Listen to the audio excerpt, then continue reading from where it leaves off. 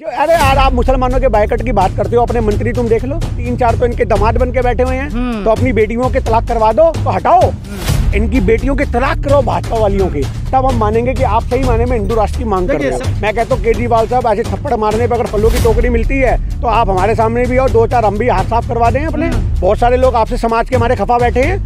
मेरी बात सुन लो, हमारी कॉलोनी में सीवर की समस्या इतनी विद्यमान है, आपको उसमें पानी में लिटा लिटा के लोग प्यार करेंगे। आप आओ तो सही दिल्ली की सड़कों पे, क्या सीवर की समस्या से लोग दुखी हैं और उसके बाद आप फ्रूट के टोकरे लेके जाते हो या लठ लेके जाते हो या पुलिस प्रशासन से या पुलिस प्रशासन से उनकी टांगे तोड़वाते हो, तब आपसे पूछूंगा। दिल्ली मॉडल ये है कि स्कूलों के अंदर पानी भरता है, स्कूलों में बच्चे डेंगू से बीमार हो रहे हैं। दिल्ली मॉडल ये है कि दिल्ली में एक स्कूल भी नया नहीं बना, सब कांग्रेस के टाइम के बने हुए हैं, उसके ऊपर पेंट मार दिया, बोला ये दिल्ली का स्कूल हो गया। आप दिल्ली मॉडल ये है कि रात को 12-12 बजे शराब के ठेके खोलने की परमिशन देता है ये केजरीवाल। दिल्ली मॉडल ये है कि हर गली में बार खोल दिए। दिल्ली मॉडल ये है कि थोड़े दिन बाद ये चकले भी खुलवा देगा पूरी कॉलोनियों में, ये बनाएगा दिल्ली मॉडल। तो इससे दिल्ली मॉडल हमें नहीं चाहिए। तो ऊपर से कमांड आते हैं हिंदू राष्ट्र, तब उनके मन में होता है अरे भाई हम तो भटक रहे थे कांग्रेस की तरफ जाके, हमें तो हिंदू राष्ट्र बनाना है, और हिंदू राष्ट्र बनाना है तो बीजेपी की गोद में जाना है। अगर आवाज मारी जाए हाँ भाई हिंदू राष्ट्र के समर्थन में कौन कौन है, तो जो मन बदल भी रहे थे कि हम बीजेपी छोड़ देंगे, वो भी तुरंत हाथ उठा देते, अरे नहीं ये हमारा हिंदू राष्ट्र बनाए। वोट बैंक के लिए राहुल गांधी को कुछ करना होता तो वो इस समय हिमाचल में रैलियां कर रहे होते। अगर वोट बैंक की राजनीति करनी होती तो इस समय गुजरात में रैलियां चल रही होती। आज वहां पे मेरी बात को समझो कि जितना समय राहुल गांधी जी यहाँ चले हैं, अगर वो 15 दिन गुजरात ही चल लेते ना तो भी वहां पे हमारा मुख्यमंत्री आया था। और आज ये इलेक्शन की राजनीति नहीं हो रही, ये देश को बचाने की राजनीति हो रही है, क्योंकि आज देश खतरे में है, सही में देश खतरे में है। जब इनके बड़े बड़े मंत्री मंचों से ये बयान देते हैं कि मुसलमानों का बायकट करो, इनसे कोई सामान मत खरीदो, इनके घर में चूल्हा ना जले, इनको रोटी कमाने के ऑप्शन बंद कर दो, इनसे काम करो और मजदूरी मत दो, तो आज उस देश के अंदर इस नफरत को खत्म करना बहुत जरूरी है। और उसके लिए राहुल गांधी जैसे एक नेता जो लोगों के लिए सही मायने में जन नेता हैं, ऐसे और भी नेताओं की हिंदुस्तान में जरूरत है। कि दिल्ली में 10,000 जो हिंदू हैं वो बौद्ध धर्म अपना लिया है। जो मंत्री थे केजरीवाल के, उनको इस्तीफा ले लिया, केजरीवाल ने इस्तीफा दिलवा दिया। देखिए एक छोटी सी बात है कि आज एक इंसान की अपनी मर्जी है, वो किसी भी धर्म को अपना सकता है, उसमें कोई दो राय नहीं है। अगर आज मेरे मन में किसी धर्म के प्रति सम्मान बढ़ जाता है अचानक से, तो मैं भी किसी धर्म को अपना सकता हूँ। पर अगर मैं अपने धर्म से संतुष्ट हूँ तो मैं किसी दूसरे धर्म में नहीं जाऊँगा। ये तो आप उन लोगों के बारी बारी माइक लगा के पूछो जिन्होंने बौद्ध धर्म को अपनाया है कि क्या तुम्हारे धर्म के अंदर तुम्हें एक विश्वास कम दिख रहा था, क्या तुम्हारे धर्म के अंदर तुम लोगों को कुछ अच्छा नहीं लग रहा था, तुम अपने धर्म का बायकट करके दूसरे धर्म को क्यों अपना रही हो। तो आप उन लोगों से पूछो जो 10,000 लोगों ने अपनाया है, क्या उनकी कनपट्टी पे बंदूक रख के धर्म परिवर्तन कराया गया, क्या केजरीवाल का कोई दबाव था या उनके मंत्री को कोई दबाव था, उन लोगों को प्रलोभन दिया गया कि अगर आप धर्म परिवर्तन करोगे तो आपको हम ये फायदे देंगे, आपको वो फायदे देंगे, क्योंकि फ्री की मैं तो कह रहे हैं कि ये केजरीवाल की साजिश मैं आपसे दिल्ली में जगह दिया गया। मैं आपसे यही तो कहना चाह रहा हूँ, अगर ये चीजें हैं तो ये जांच का विषय है, क्योंकि आज धर्म परिवर्तन एक आदमी के हृदय परिवर्तन पर निर्भर करता है कि उसका मन बदलेगा तो वो करेगा। पर आज अगर कोई आदमी गरीब आदमी तुम उसे बोलो कि हम तेरे को बंगला दे देंगे, हम तेरे को कोठी दे देंगे, तो उस धर्म को अपना ले, तो बहुत सारे लोग राजी हो जाएंगे। आज बहुत सारे लोग आपको क्रिश्चियन बनते दिख जाएंगे, बहुत सारे लोग आपको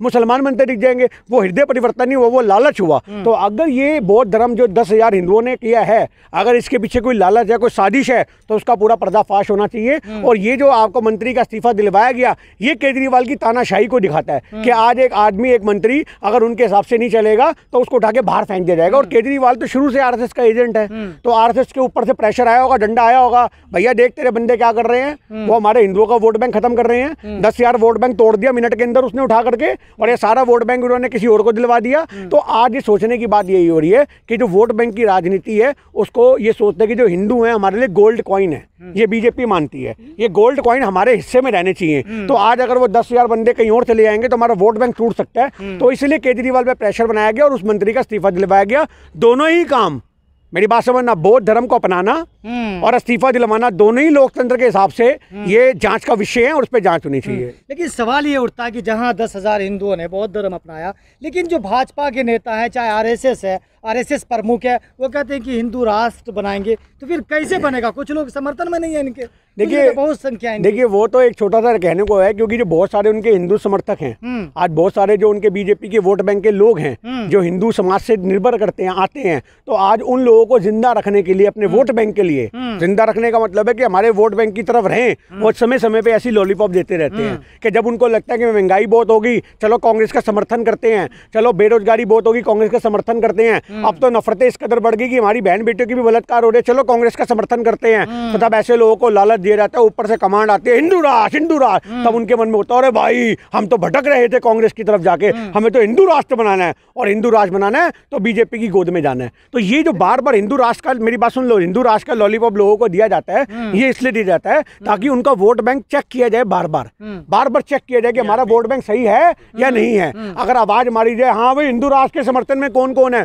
तो जो मन बदल भी रहे थे कि हम बीजेपी छोड़ देंगे, वो भी तुरंत हाथ उठा देते, अरे नहीं ये हमारा हिंदू राष्ट्र बनाएंगे। सवाल ये है कि 10,000 कन्वर्ट हो गए, आप लोग हैं, फिर मुसलमान है, सिख है, ईसाई है, भारत में ये सारे लोग रहते हैं, फिर भी डिमांड होती है कि हिंदू राष्ट्र की मांग, तो आप लोग कहाँ जाएंगे, बाकी लोग कहाँ जाएंगे? देखिए आज हमारा देश एक धर्मनिरपेक्ष देश है, ऐसे टटपूंजिया नेताओं के बयानों से हमारे देश की धर्मनिरपेक्षता नहीं टूटती। मेरी बात सुनो, मैं क्या कह रहा हूँ, काहे को प्रमुख कह रहे हैं, फिर मस्जिद में जाके माथा काहे को टेक रहे हैं?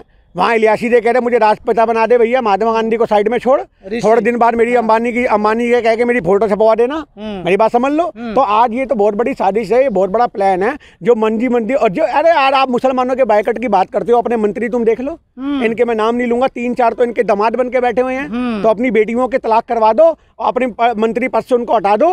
आप समझ लो मेरी बात, एक तो ये जो इनके मंत्री हैं इनको हटाओ, इनकी बेटियों के तलाक करो भाजपा वालियों के, तब हम मानेंगे कि आप सही माने में हिंदू राष्ट्र की मांग कर रहे हो। सवाल ये है कि यहाँ पर कन्वर्जन हुआ, फिर गुजरात जाते हैं केजरीवाल, वहाँ पे जैसे बोलते कि मैं राम भक्त हूँ, राष्ट्र भक्त हूँ, उसके बाद जय श्री राम का पूरा नारा लगाते हैं, उद्घोष करते हैं। देखिए केजरीवाल, मैं आपको सही बताऊं, राजनीति माँ के पेट से सीख के आया है, इसमें कोई दो राय नहीं है, उसको ये बात बहुत अच्छे से पता है। मेरी बात सुन लो, मैं एक छोटा सा बात बता रहा हूँ, आप मुझे बोलने देना 2 मिनट के लिए।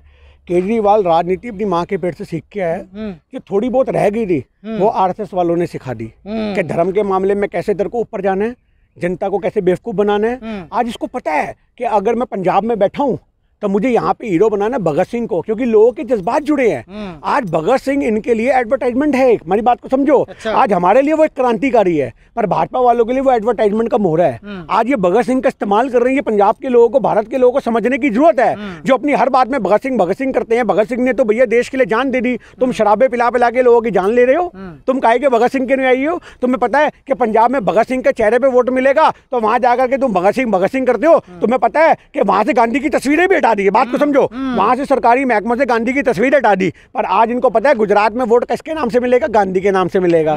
मेरी बात समझो, तो वहां चरखे पे बैठ के धागा काटने के लिए, अरे ऐसे नकली आदमी को तो लोगों को सोचना चाहिए कि जो समय समय पे रूप बदल लेता है, जो समय समय पे पाखंड करता है। इसको पता है कि मुझे भगत सिंह का पासा कब फेंकना है, इसको पता है मुझे महात्मा गांधी का पासा कब फेंकना है, इसको पता है मुझे, अरे पूरे देश ने, यहाँ तक कि संघियों ने भी 2 अक्टूबर को महात्मा गांधी के आगे नतमस्तक होकर के, प्रधानमंत्री साहब ने भी, क्या उनके अनुयायी महात्मा गांधी को गोली मारते हैं, मेरी बात समझ लेना, उनके पुतले पे गोलियां दागते हैं ये लोग, आज समझो। पर उसके बावजूद महात्मा गांधी एक वो शख्सियत हैं जिनके आगे अच्छे को झुकना पड़ेगा। अंग्रेज भी झुके और ये काले अंग्रेज भी झुक रहे हैं, पर केजरीवाल 2 अक्टूबर को गांधी जयंती के दिन यहाँ पर दिल्ली प्रदेश की जो रोड है हमारी, आप समझना इस बात को, तो इस रोड पे जहाँ इनका ऑफिस है वहाँ पे एक बहुत बड़ा कार्यक्रम करता है भगत सिंह के नाम का। अरे भगत सिंह का आप प्रोग्राम किसी और दिन भी कर सकते हो, आप गांधी को समाज से हटाना चाह रहे हो, ये भी आपकी बहुत बड़ी गलतफहमी है। आप हट जाओगे, गांधी का नाम नहीं मिटा पाओगे।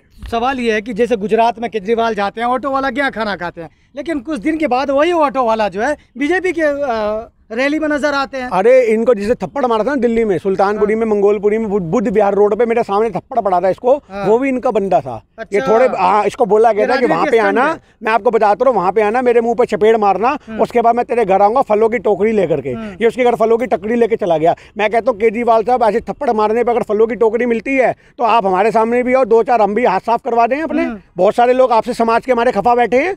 मेरी बात सुन लो, हमारी कॉलोनी में सीवर की समस्या इतनी विद्यमान है, आपको उसमें पानी में लिटा के लोग प्यार करेंगे। आप आओ तो सही दिल्ली की सड़कों पे, जहाँ सीवर की समस्या से लोग दुखी हैं, और उसके बाद आप फ्रूट के टोकरे लेके जाते हो या लठ लेके जाते हो, या पुलिस प्रशासन से उनकी टांगे तोड़वाते हो, तब आपसे पूछूंगा। दिल्ली मॉडल गुजरात में दिखाया जा रहा है।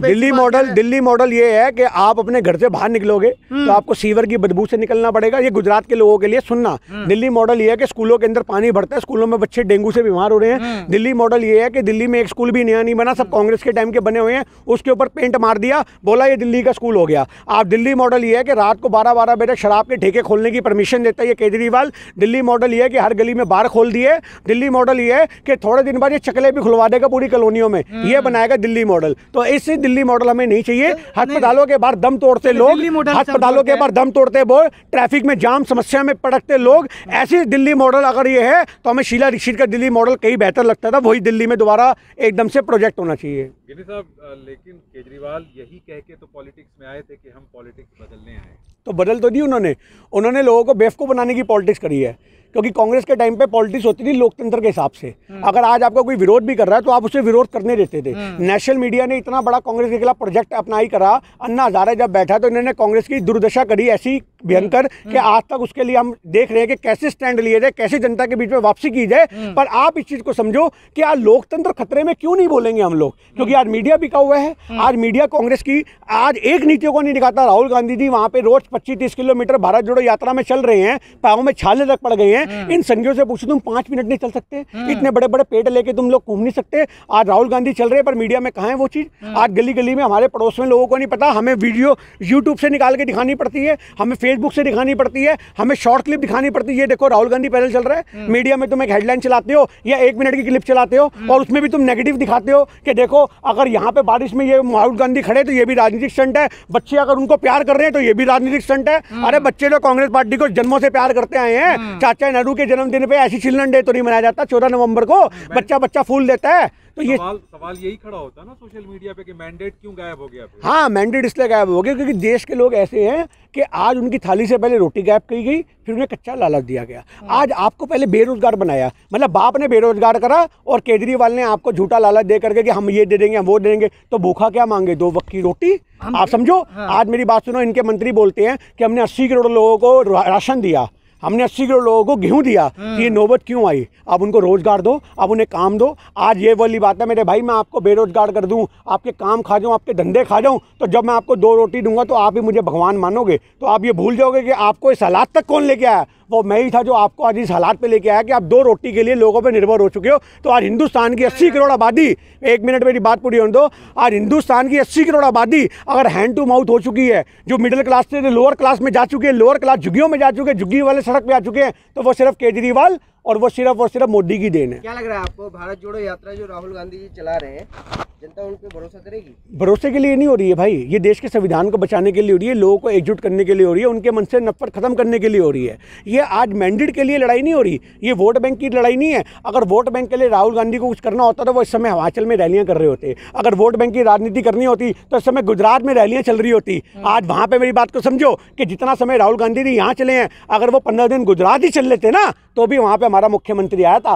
पर आज ये इलेक्शन की राजनीति नहीं हो रही, ये देश को बचाने की राजनीति हो रही है, क्योंकि आज देश खतरे में है, सही में देश खतरे में है। जब इनके बड़े बड़े मंत्री मंचों से ये बयान देते हैं कि मुसलमानों का बायकॉट करो, इनसे कोई सामान मत खरीदो, इनके घर में चूल्हा ना जले, इनको रोटी कमाने के ऑप्शन बंद कर दो, इनसे काम करो और मजदूरी मत दो, तो आज उस देश के अंदर इस नफरत को खत्म करना बहुत जरूरी है। और उसके लिए राहुल गांधी जैसे एक नेता जो लोगों के लिए सही मायने में जन नेता हैं, ऐसे और भी नेताओं की हिंदुस्तान में जरूरत है, जो एक छोटे छोटे कार्यकर्ताओं के रूप में गली गली हमारे जैसे लोग भी उपस्थित हैं, जो जाके लोगों को संदेश देते हैं कि भाईचारा बढ़ाओ, नफरत को खत्म करो।